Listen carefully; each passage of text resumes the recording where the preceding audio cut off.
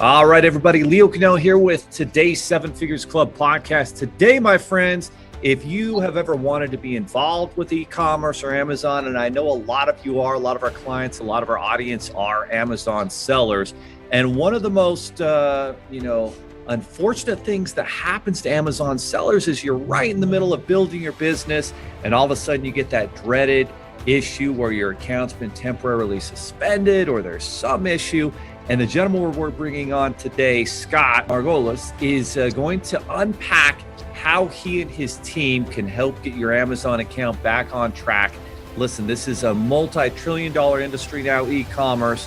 And for sellers, there's so many amazing opportunities. And that's why we love providing funding for e-commerce clients. But just a little background on Scott. He actually started his career on Capitol Hill and ended up later becoming a COO for a major marketing company, worked that company for 15 years, and he also began selling part-time on eBay in the year 2000, and then jumped into the Amazon universe in 2012. He was in the top 25% of Amazon sellers in Q4 that year. So obviously, if you're in the top 25% of Amazon sellers, you're doing very well. He still maintains a top-rated eBay account, but he is really shifted to being able to focus on helping sellers of both, account health issues as well as big picture strategies to be able to grow your e-commerce business. He has a 98% success rate, which is amazing, with appeals, and he's helped hundreds of companies reach new revenue heights with his strategies and experience. So he is an e-commerce expert, and we're excited to have him on the podcast. We're also going to talk a little bit about funding and how this can help, e-commerce and Amazon business owners. And this is also going to be live with Scott's community as well. So Scott, welcome to the show. There are over 32 million businesses in the US, and over 90% of them will never break seven figures in annual sales. So how do we as entrepreneurs or aspiring entrepreneurs break into that seven figures club? This podcast will relentlessly share the secrets, strategies, and tactics I've used to create 3 multi-seven figures businesses and bring in even more successful entrepreneurs than me to share their inspirational stories and tactics to success. You can create your dream business and life right now. So buckle up and let's go. Hey, thank you. I appreciate it. It's good to meet you recently. I'm glad we got a chance to connect, and I think there's so much value and opportunity. So I'm glad to be able to, introduce that to a lot of people who need to hear more about what you can do to help them and how we can help them on a number of different platforms. Absolutely. Well said, Scott. Yeah, we were fortunate. We just both came back from the Proven Conference for e-commerce entrepreneurs that was in Tampa Bay, Florida recently in July. And it was an amazing conference with amazing people with great values and principles who are building, their empires on Amazon and doing it one product at a time. And so, and as luck would have it, Scott and I were right next to each other, our two booths there, as we were helping those e-commerce entrepreneurs with funding, and Scott, they're helping them to get their accounts growing and get them back in the game when an issue occurs. The first question I have, Scott, is how did you go from, kind of a political career at Capitol Hill and then kind of get into marketing and operating, the operations of a marketing company? Sure. I mean, it was an interesting transition. I was certainly interested in the political world. I found there would be a lot of intrigue there and a lot of inside baseball, all those kinds of things, and all of that. Very valuable in terms of strategizing and sort of understanding the things that are behind the scenes and how certain things work, in the world of Capitol Hill, all that kind of thing. But my role there wasn't primarily political. I got a chance to interact with, a lot of presidents and CEOs who have come in to meet with the member of Congress, and I got a chance to, talk to them. But my role also had a lot to do with the managing the office there. So going into more of a COO role was fairly straightforward in terms of the background that I've had managing that operation and that budget compared to what it was like to manage a budget for an operation of 50 employees. And so, working in that atmosphere and wearing a number of hats there, that was all a great experience for me to go out on my own as a seller, as a consultant, as an entrepreneur. Gotcha. No, that's fascinating. It is a world of intrigue and fascination in politics, but you're right. There's a lot of very smart people that have to manage the operations. So you were kind of there, and then started working at a marketing company where you were there for 15 years, and it looks like you were really, involved in the operations there. Then what kind of led to, trying out and testing out eBay? And boy, if you got started in 2000, Scott, that means you've been kind of like a godfather in this industry, 21 years in it. And that was kind of the beginning with eBay. What were some of your first experiences like with eBay and selling products there? You kind of get to see the growth of everything.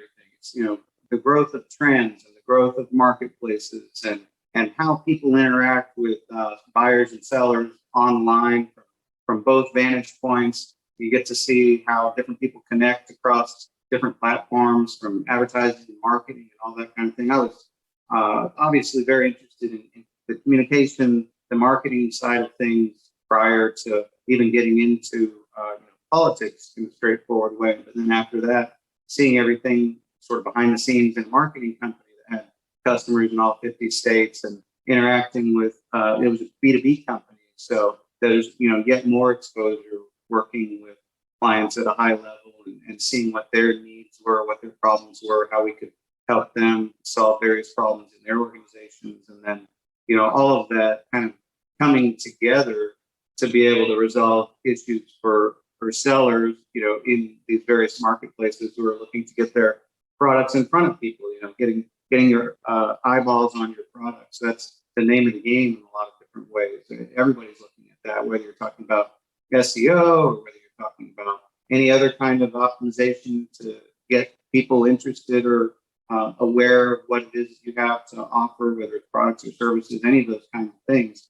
All of that sort of plays well together, and you get to see all these trends over time, and what's happening with Google as they become a player, and what's happening with other companies that are focused on ad dollars and getting in front of people and developing a social following, all those kinds of things, branding, marketing, they just all play together.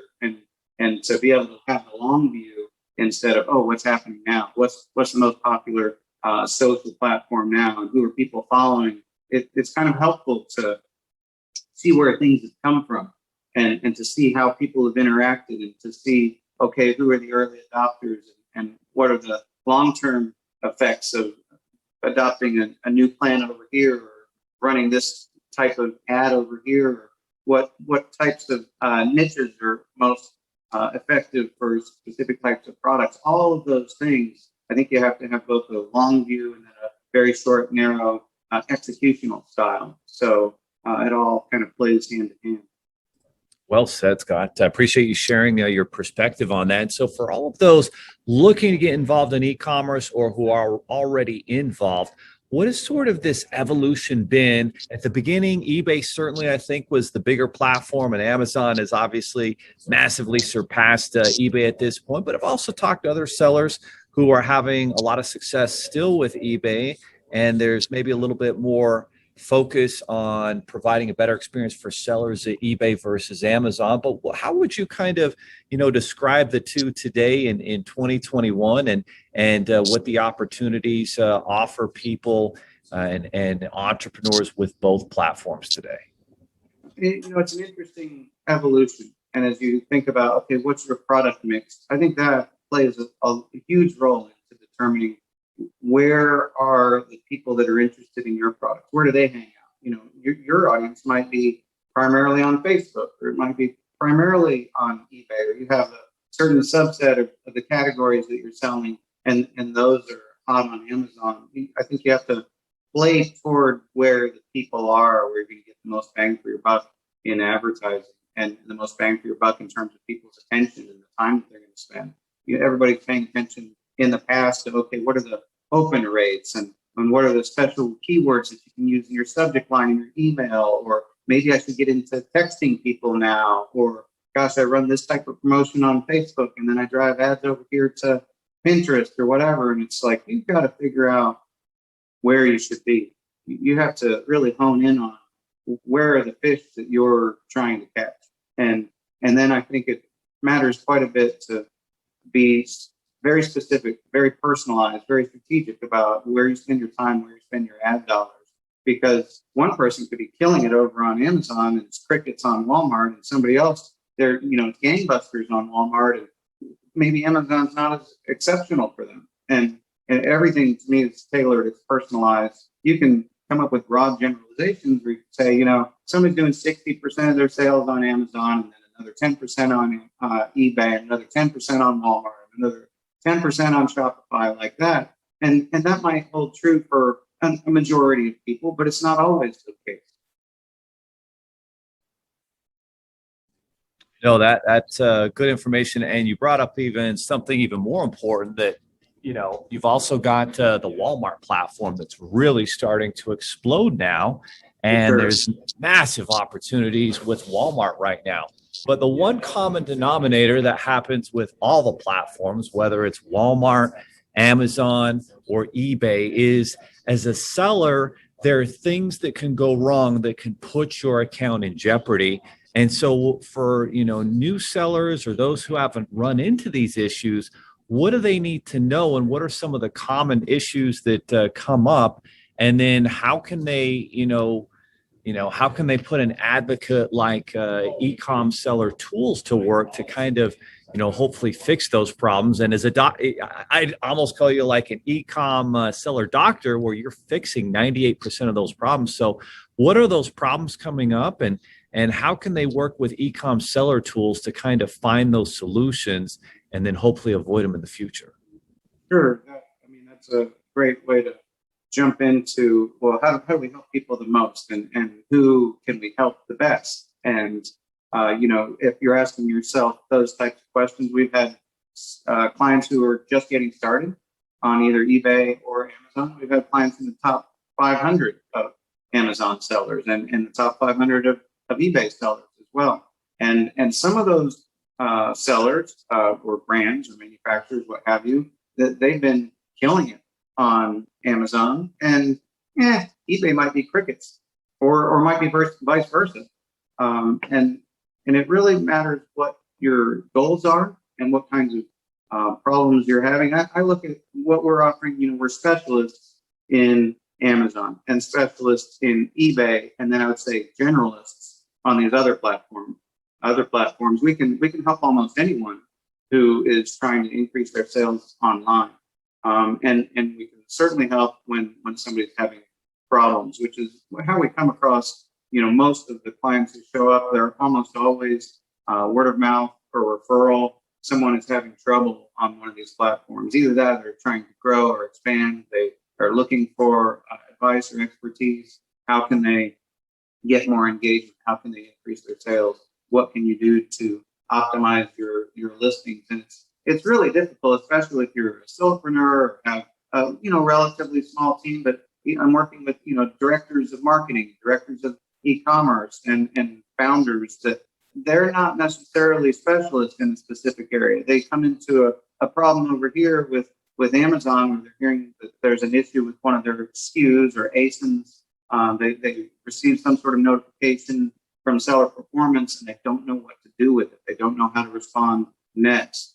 And so they need help with that. And it makes so much more sense to not beat your head against the wall, or even trip up and potentially permanently lose your account, or permanently lose the ability to sell a specific product that may be important to you.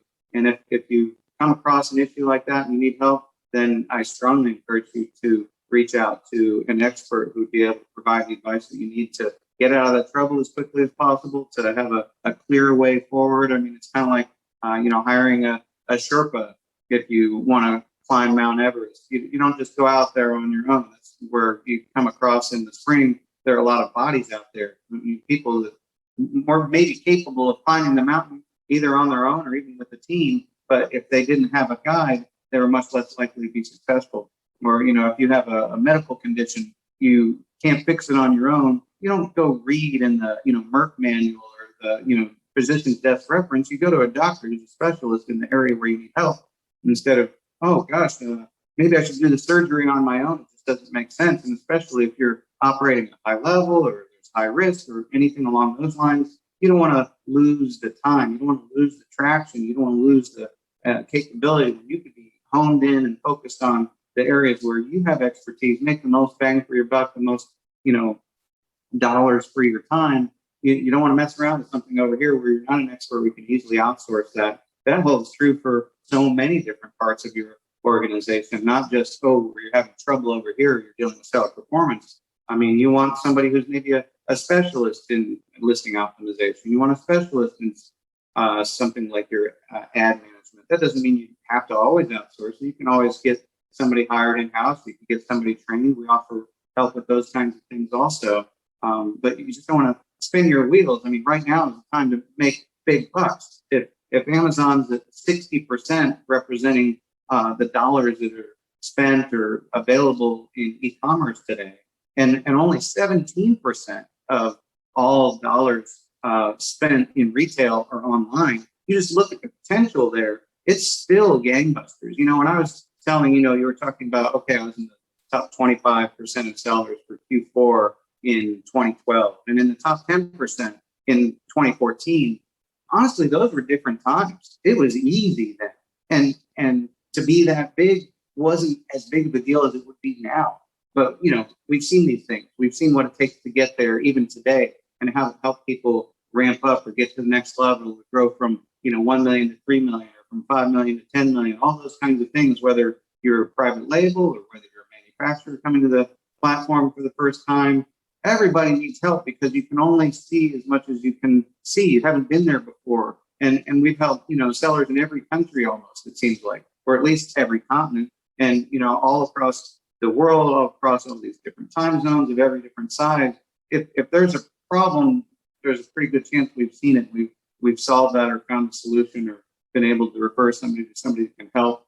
We're in the solutions business. We fix these problems. We can see things that you can't see because you're too close to the problem. I call it like entrepreneurs myopia. And that's the biggest problem I see with most of the business owners I run into is they are too close to the problem. And we've got the ability to step back and be somewhat, objective. We can come to an issue dispassionately, see the solution and help you implement it. I think that's just such a powerful point that you're making there, Scott, that it's like a doctor, it's having an advocate, and it's understanding that everything in business to a certain extent comes down to risks and rewards.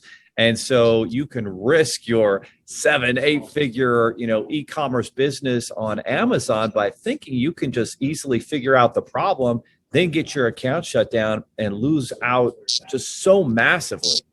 Or you can make an investment in an advocate, in someone who's experienced like yourself and your team to fix those problems, and maybe even bring someone in internally and have them be trained by you and your team so that you can avoid those issues. And it's just not worth taking the risk of trying to hope you figure it out when you can have a professional who's 98% effective. I mean, those are pretty good odds when you're dealing with someone who's 98% effective. And if you don't have the chops, experience, the know-how, that's a big risk to try and take that on your own. And it's something that we talk to entrepreneurs about all the time with funding. Like, you kind of have one opportunity to get a bunch of money at the beginning to launch and grow an e-commerce business. And if you go to the wrong lenders and you get new hard inquiries on your credit, now you're going to lose that opportunity to get funding for the next 6 to 12 months because you just hoped that you could figure it out versus finding a funding advocate. So I think there's a lot of truth in what you say, whether if you need to be defended by a legal advocate, whether it's a doctor to be your medical advocate. I think that's what we're seeing more and more as the world becomes more complex. It's impossible. Yes, we can all go on Google and find WebMD and different, information, but to be really accurate and effective, we've got to put an experienced professional on our side, and that puts the odds in our favor. So I think you've made some outstanding points with that. Now, to be clear, when you're talking about the 98% success rate, we're talking about like suspensions and appeals, specifically on Amazon, but we can help people with eBay as well. And I talked a lot about how you can sort of do that in a self-service way in a new book that I just had published. It's Amazon Plans of Action. You can look it up and find that on Amazon if you just type in plans of action, but it's plans of action, proven tactics for winning appeals. And that equips sellers to be able to do a lot of these things on their own. I strongly believe that's a skill set that a lot of sellers need to have. You're constantly coming into issues related to account health, seller performance issues, trying to stay on top of and stay up with and compliant with the terms of service on Amazon. Something everybody should have read if you're a seller on the platform that you should be familiar with by now. And I want to make sure people know what to do and how to do it in terms of how to stay out of trouble, how to get out of trouble if they're in it. So that's one of the reasons I wanted to be able to introduce that to people so that they could be more confident to be able to handle issues like that on their own. So if I'm an Amazon seller and I run into some of these suspensions, appeals, and issues with my account, like what's the next step? How should I get in touch with you? What should I do or not do until you can help? I mean, what should I do? Because this happens all the time. All the time. And it's really kind of sad and scary in some ways because of the fact that people don't know what to do, or they panic or can get super emotional. And some of those times are some of the worst experiences because you can often make a problem worse, right? It's almost like you get out in the water and you're drowning.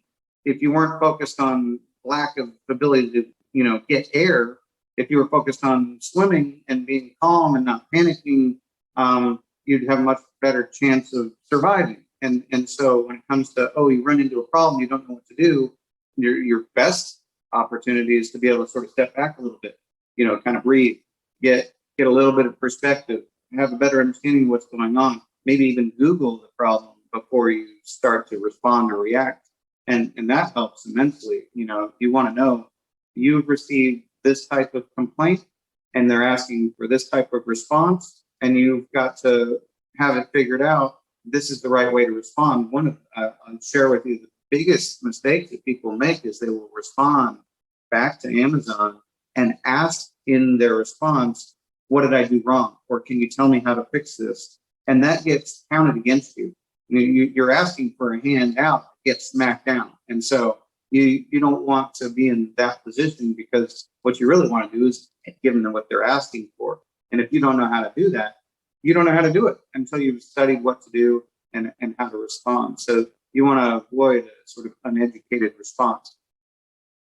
That is fascinating, Scott. I can't believe that, because I know so many people that you run into an issue and you're like, hey, what did I do wrong? And that just makes them more upset. Like, it's your job as a seller to know what the terms and conditions are and to be able to, essentially fix that problem.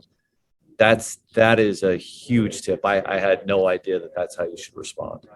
I mean, it's a big problem of people who have done things, people who have accomplished things, people who have expertise in a certain area. They have a sense of, I know what I'm doing. I can do things. I'm accomplished. I can make decisions. I can respond a certain way. I can make things happen. But Amazon's different. The rules are different. The way you interact with Amazon is different. Their standards are different. What they require of you as a seller is next level. It's like the highest, strictest level of any type of marketplace or selling that you can do. And your experience is helpful no matter how much success you've had as a business owner, as an entrepreneur, as somebody who's started other businesses and sold them and gotten into this space. That still doesn't mean you know what you're doing on Amazon. And so unless you've spent time really studying what to do and how to do it, unless you've spent time really learning, even just taking a course, even if it's a $5,000 course, even if you've received coaching, it still might not be enough to prepare you for the ugly side of the platform, of the problems that can arise, of what you can run into when you're not expecting, and how to deal with those types of things. And it's just a completely different world. And so it's good to at least even be aware of that fact. And if you run into something you haven't seen before, if you have a question, if you have problems that you're trying to figure out how to get out of, it's a really good idea to study what that problem is. Somebody somewhere will have talked about that on the internet. That you won't be likely to be the first person to have ever experienced X type of problem. And so it's worth, at very minimum, minimum Googling it first. Don't just they say, hey, please give us a plan of action. It's not the same as a plan of action for other platforms or in other disciplines. I don't care if you're, Six Sigma black belt or, green belt or whatever. You have specific training in best practices, and you're 901C certified, whatever. It's just, it's not the same. You really need to have specific training, specific areas to be able to handle those types of things. And if you haven't been exposed to it, then it's time to do so. I do have a course that's going to be available pretty soon. It's almost launched on account health training. It's the kind of thing that'd be perfect for director of marketing to pay for that course, to be able to have people in the organization hired or trained to be able to monitor the account health for a large organization. Or, if you as an individual, you're the solopreneur, you're wearing all the hats, you're responsible to making sure that your Amazon account remains healthy. That's a course you'd want to sign up for in order to be able to gain that knowledge and expertise to be able to manage the majority of things on your account. I'll be talking about that more. There'll be a landing page for that on my website where you can find out more about that, the other services, and the book that's available, all that kind of thing. Ecomsellertools.com, ECOM, seller, tools with an S.com. And that's how you could get a hold of me as well. As far as my schedule's on there, you can get a hold of us and get a time on the calendar to be able to just talk through something and see if we're the right fit to be able to resolve some issue for you or point you in the right direction. Outstanding, guys. So if you're listening again, that's Ecom Seller Tools, ECOM, and then sellertools.com.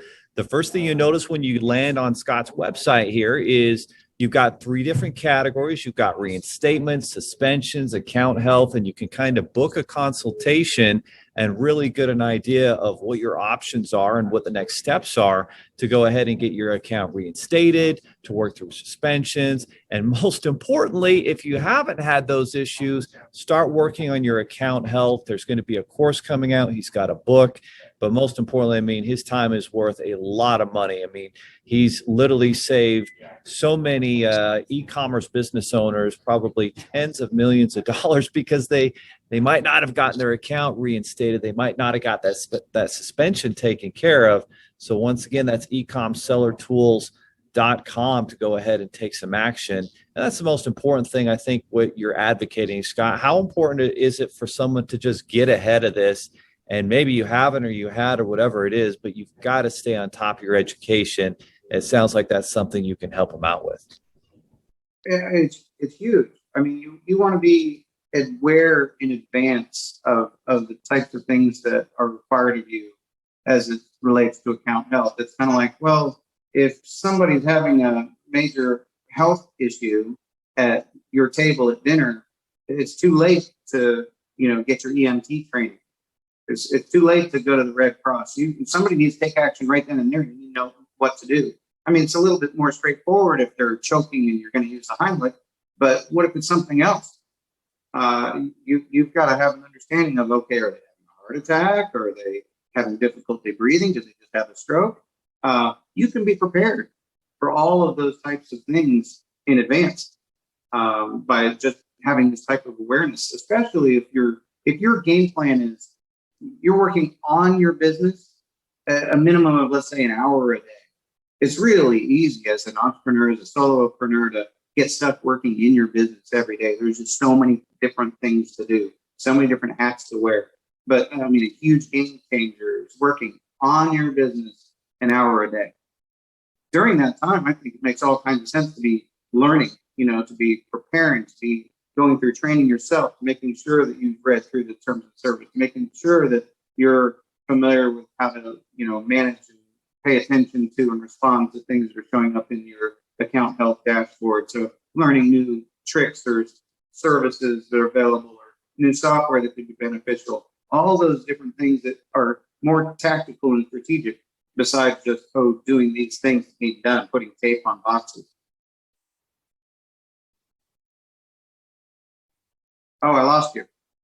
Well said, Scott. Appreciate sharing everything. And guys, we're going to have a big title on this. It's going to be, how to keep your Amazon account from being shut down and get this on all of the major platforms. But again, the whole idea behind everything that we do is put yourself in a position to succeed, put the odds in your favor, and working with an advocate professional like Scott is going to allow you to do that. And there's so many e-commerce opportunities. You don't want to let those slip through your fingers by not, making that investment with Scott. So make sure you guys go to ecomsellertools.com.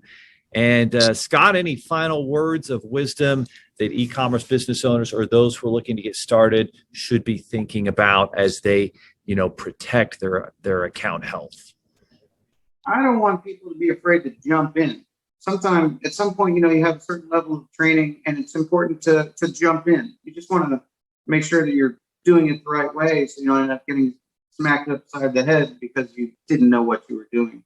And so, at some point, you got to transition to doing the things that are necessary to make the sales, to buy the products, to have sourcing that's the right type of sourcing for you, products that you're familiar with and you know where they came from. If you think about Amazon standards, you want to have receipts or invoices for everything you buy. I no longer view it as viable to be looking at, closeouts and liquidation and shelf pulls and all those kinds of things. I know there are plenty of people who do that and they're successful at it. It's not necessarily the best fit for somebody who's brand new and doesn't know the platform, doesn't understand Amazon standards. There are things that you can avoid as a new seller. There are things that you can avoid if you're on other platforms, you're multi-channel or omni-channel, and you want to get on to Amazon. I work with a number of different brands or manufacturers. They're doing really well on their own. Maybe they have distribution. Maybe they're Amazon 1P and they're trying to get into 3P or transition that way. Maybe they're on Walmart 1P, but they want to get into Amazon 3P. There are all kinds of different ways where somebody shows up and they're new to the platform. It's just, keep in mind, it's not the same. That you can't just hire somebody who give them a title of director of e-commerce and expect that they are automatically going to know what to do when it comes to Amazon. But one of the other things that we're talking about, best practices or tips or things that people need to know, I think it's important for people to know more about what funding is available, what it is that you're offering. I know that there have been plenty of conversations I've had with clients where they're thinking, hey, I need to be able to get access to funds to be able to accomplish these things. And I know that you have very specific focus and subset, and I'd like to be able to have people understand what kind of funding is available, how much, who is it available to, how do they qualify, how long does it take, all those sort of standard basic questions that somebody might have. They could come to your platform, engage with you, go to your site, how long does it take to fill out the form, and what should they be thinking that funding should be used for? How can it help them the most? Those are great questions, Scott, and we deal with those all the times with our e-commerce clients. And so some of the first things that you talk about is, in what stage is your e-commerce business, right? And so if you're kind of newer and you're growing and your sales are under $10,000 a month, then there's not going to be a lot of established business funding, but we've created a marketplace of options where you can secure 5-year loans that with amounts as high as $100,000, affordable monthly payment. The way you qualify for those is typically our funding sources are looking for about a 650 FICO credit score or better and some verifiable income. So maybe this is your side hustle. You still have your W-2 job or a spouse or partner. And so we can get you loans based off of those criteria. Also, you can qualify for, our credit stacking program where you can get business and personal accounts at a 0% interest rate for as long as 20 months. And that's just based all on your credit. And you can get as much as $100,000 through our credit stacking program. So you kind of have, in the startup small business phase as an e-commerce entrepreneur, you've got those unsecured loans, those 0% credit lines that you're qualifying based off of credit and maybe some personal income. And then as you start to grow your e-commerce business, you start to build up some sales numbers. Maybe you've been in business for up to a year and you're doing at least $15,000 to $20,000 a month in sales deposits going through your business bank account or your Amazon account or Shopify or eBay or PayPal, whatever it is. once you get to that point, then that opens up the doors to where you can get some business loans. And those business loans, you can go down as far typically as a 600 credit score. And those loans are typically going to be equal to the amount of your monthly business bank deposits. So if you're averaging $50,000 a month over the past 3 to 6 months, then you'll probably be able to qualify for a $50,000 loan.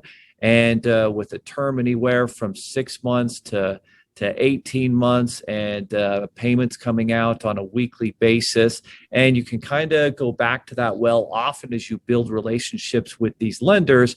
And then as you really get more established, and maybe you have business tax returns and you start to show some profitability after you've been in business a couple of years, then you can look at really, larger business lines of credit. And that's what we were looking at with a lot of the e-commerce attendees that we saw at this conference that you and I were at last week, where some of them are doing $100,000, $500,000, $1 million a month in sales, and they can qualify for a business line of credit typically that's going to be about the size of their monthly deposits.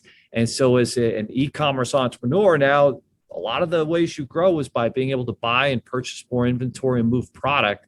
And so having that line of credit is very, very helpful. The problem with getting a loan, typically we found with e-commerce, is you get it and then, you need another one, right? And so if you can have a line of credit that you can build relationships with, pay down, use, and draw down, and then pay it off as the sales come in, that's a very powerful way to be able to grow and scale your business with these business lines of credit. And again, qualifying your personal credit will always matter as a business owner until maybe you become so big that you're doing $50 million a year in sales. But up until that point, your personal credit will matter. Some tricks to the trade there is if you'll keep your credit card balances below about 45% of the limit before you go apply for funds for your business, that'll keep your credit score high, increase the odds of getting approved. And then if you can show some cash flow, some sort of net income and profits on your business tax returns, then that will really open the door to some of these bigger business lines of credit, down the road. So I've heard sometimes that it can be beneficial to be max of 30% of utility of the available credit or debt. And you said 45. How does that play? Well, you want to be for sure at 45%, but you're absolutely right, Scott. If you can get down to 30, that's even better.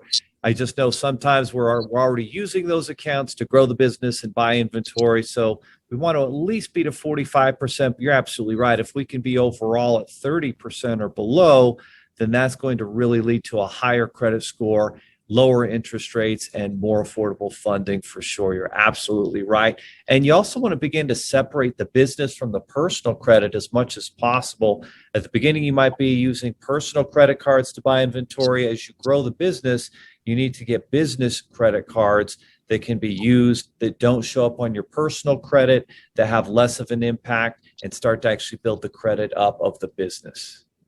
So if you already have a credit card that is quote unquote a business card, but it's in your name, your name's on there, is that really considered a business card or is that considered a personal card?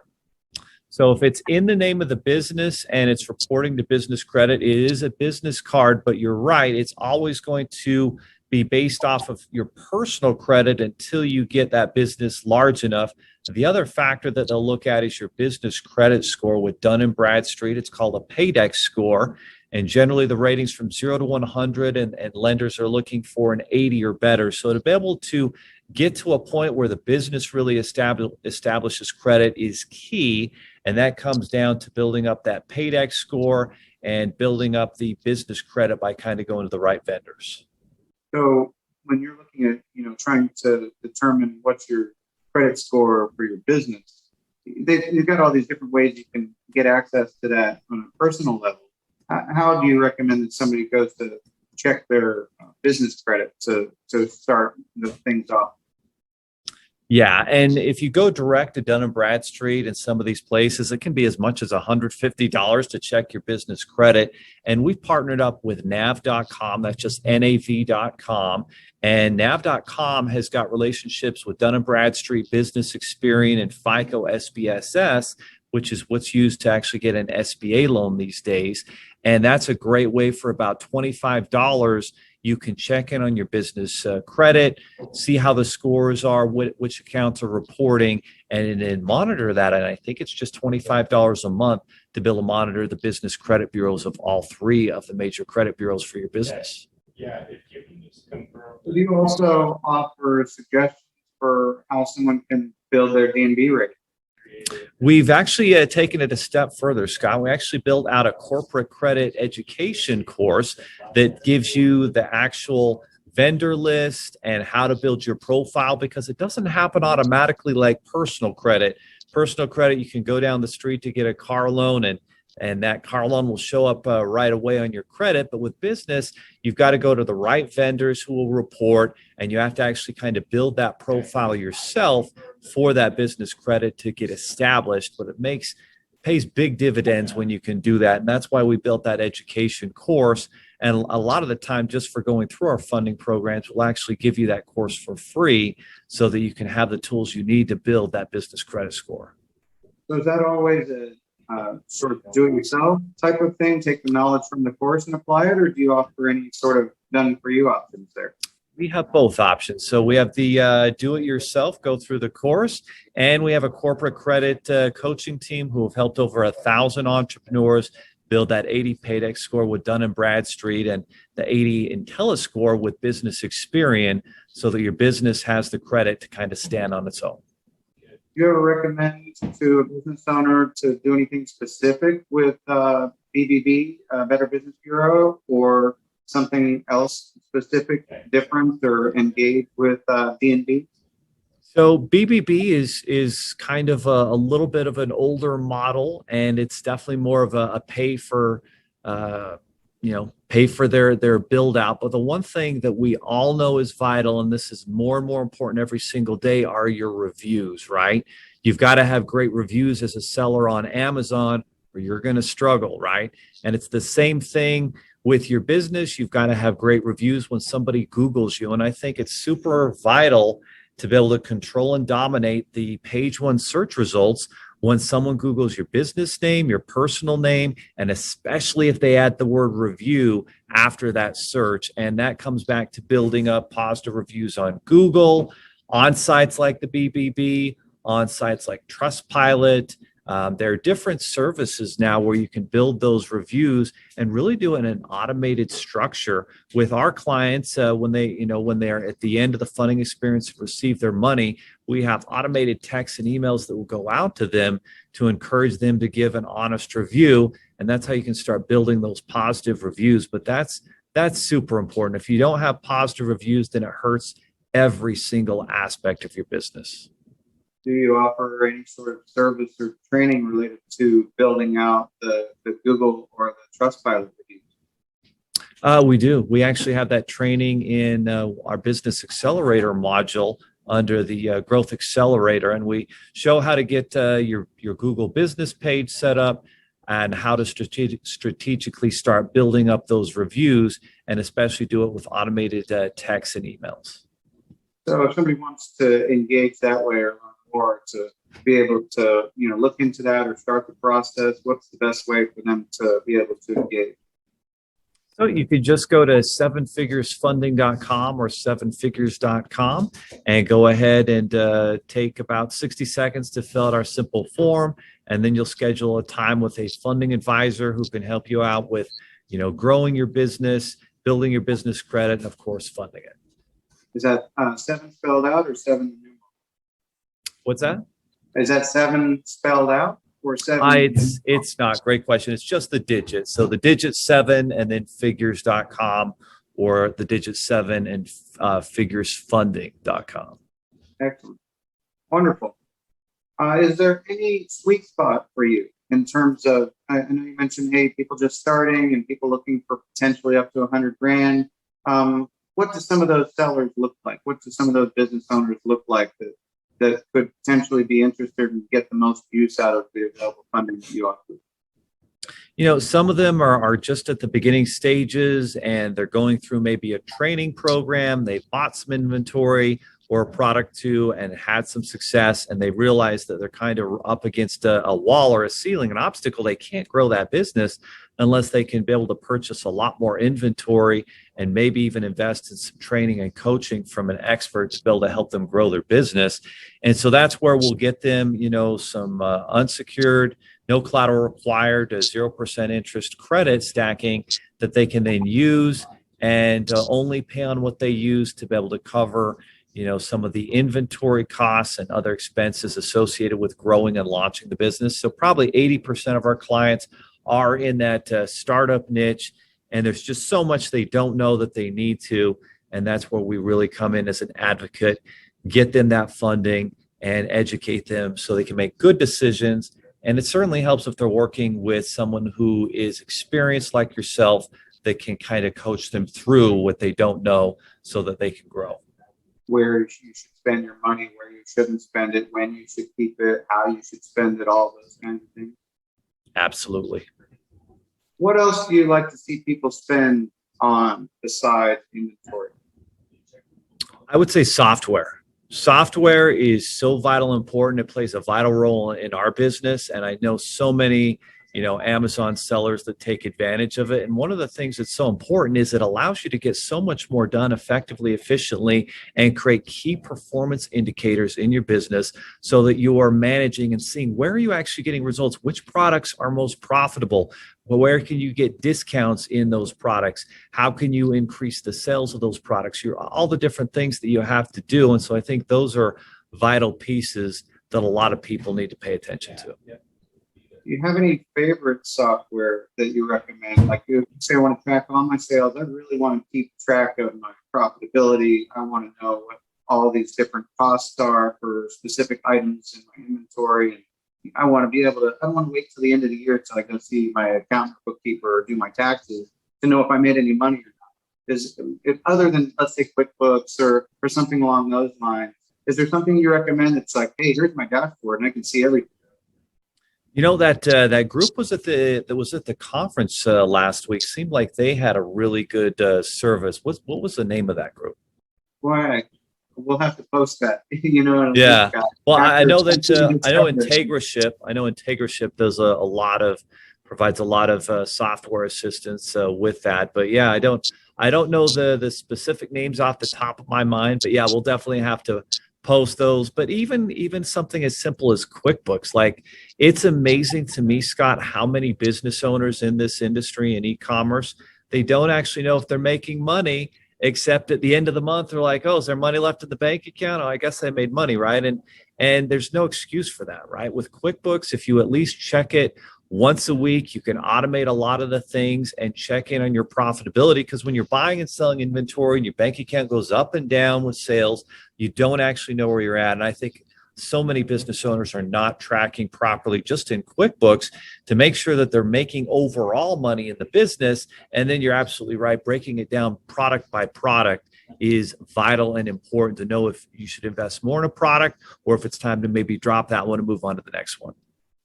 I was talking to a client last week who has been in the game for several years, but in the last year, he's been, buying and selling, importing, exporting, creating listings, had a high ASP, average sales price for his product, is approximately $55, and costs were far below that. And he's like, I'm ready to get out. I'm excited about all the things that are happening right now in terms of all the consolidation and aggregators, people buying and selling Amazon businesses and all that kind of stuff. He's like, I'm ready to take the funds and time and effort that I put into all of this and get into something else. I want to go to the next product and make good money with that. So I said, let me help you with that. We can put together the sales reports. He didn't have any P&Ls, but he needed to put that together for his accountant so that they could take all of his expenditures and his advertising and all that to be able to get a valuation for his business. He came back to me and he said, all that activity, all that time, all that effort, $600,000 in sales, looked amazing. He was break even. No kidding. Unbelievable. A year of your time to break even. Guarantee he learned a lot. guarantee we Right. could have helped them be a lot better off than break even. But it's important for you to know what you're doing. It's important for you to know your numbers. You don't want to wait until the end of the year to determine, did I make money or not? You need to know all along the way. And there's certainly software that can help you with that. No question. No question. Well, good stuff, Scott. Well, hey, it has been a pleasure and a lot of fun, guys. Hope you guys have enjoyed this information. And most importantly, I think Scott would agree, we hope you guys take action. Don't just learn passively, but write down the nuggets that are going to help you to grow and build your business and create your dream life, to get into the details. The details is where the success comes. And make sure you put an advocate like Scott and his team on your side. And for all of you looking to grow your business, obviously funding is going to be a big part of it. And if you try to spend all your time and hope you go to the right lenders, no worries. We guarantee the very best funding that you qualify for and that exists on the marketplace. And we keep our fingers on the pulse. So we're always adding and testing new sources to see who's going to be the best source for you. That's fantastic. Really appreciate it. Okay. Have an Thanks, awesome day, guys. Thanks so much, Scott. We'll see you guys next time on the Seven Figures Club podcast. Thank you so much. Are you looking for more seven-figure secrets, content, or even how you can launch your own recession-proof business? Then check out sevenfigures.com. That's the digit 7, FIGURES.com, where we share more videos, stories, strategies, funding solutions, entrepreneurial education, and even the secret business type that's recession-proof. Thank you for listening, and if you're finding value in our podcast, please give us a 5-star and invite others to join the club.